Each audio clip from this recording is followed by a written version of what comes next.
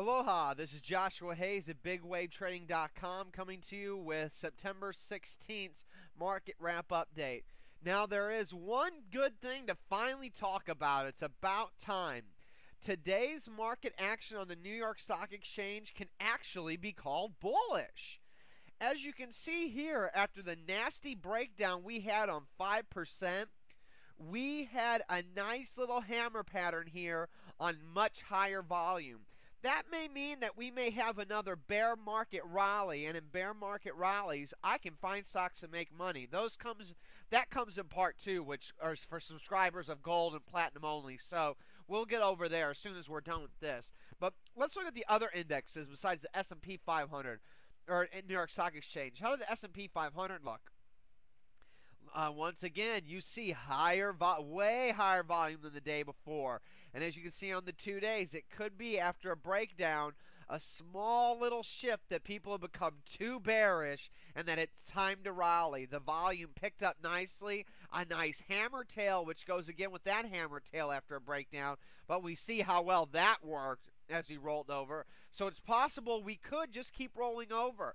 I want you to notice the price is still below the 50-day moving average, and 50-day moving average is still below the 200-day moving average. You're not supposed to go out there looking for longs. I've proven to you over and over and over again while I've made these videos that price needs be above the white line, and the white line needs to be above the purple line before you can find your monster stock winners like in 2003 and 2004 or China 2006 to 2007. History always repeats itself.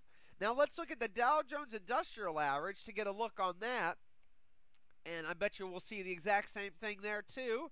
There's another tail on more huge volume. Now let's look at these volume days.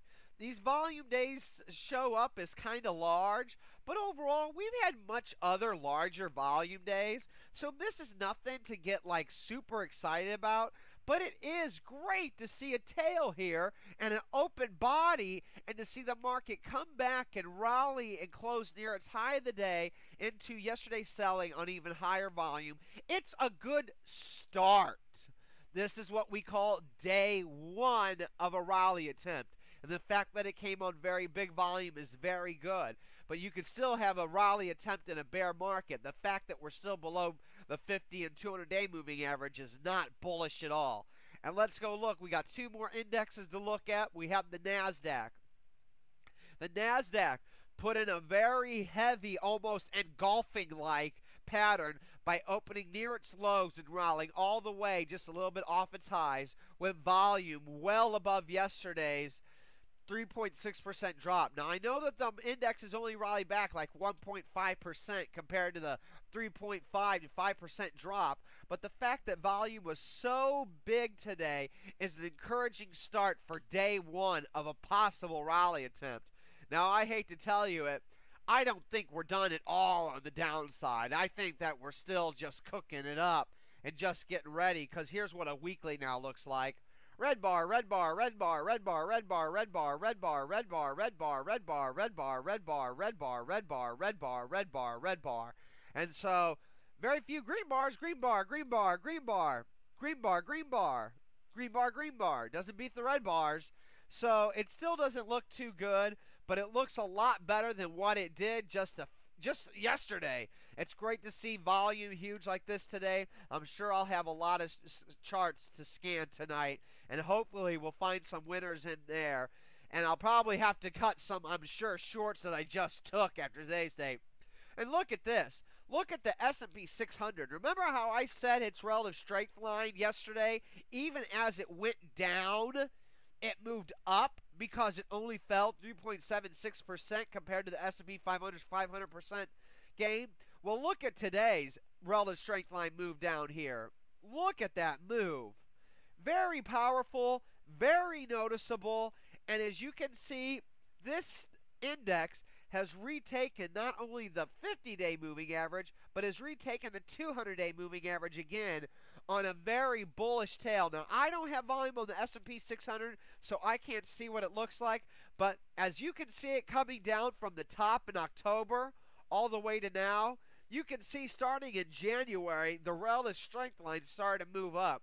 Small caps lead at the start of bull markets. These small caps are showing you a huge relative strength. So it's very possible that when this is done, the S&P 600 small cap stocks are definitely going to lead the way out of this as its relative strength line powers up. I mean, this is a very strong relative strength line from 2008, considering that the price of this index has gone down 4% for the year, which kills every other index out there. That's why this relative strength line has rallied, and that's why when the market turns, the S&P 600 stocks will probably take the lead.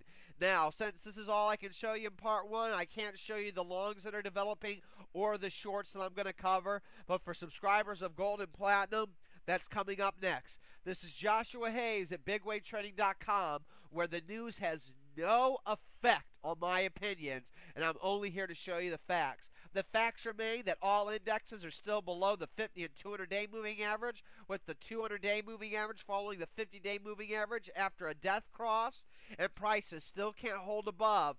But we have some interesting relative strength in the S&P 600 stocks, which could be good in the future. But for now, with the indexes looking like this, 200, then 50, then price, I'm sorry, folks, I can't get too bullish off that, especially when volume is like this compared to other days of volume that we had in 2007 on the top. If this volume was way up here, then it would be different. But look at the New York Stock Exchange crash compared to the S&P 600 rally in the relative strength line. So there's the relative strength line in the S&P 600, and here it is in the New York Stock Exchange. Completely different. So you can see what's leading now and what's not. Right now, it's not time to buy anything, but when the market turns, I suggest you keep your eyes on the small cap stocks. This is Joshua Hayes at BigWaveTrading.com. I hope you enjoyed this presentation. Aloha.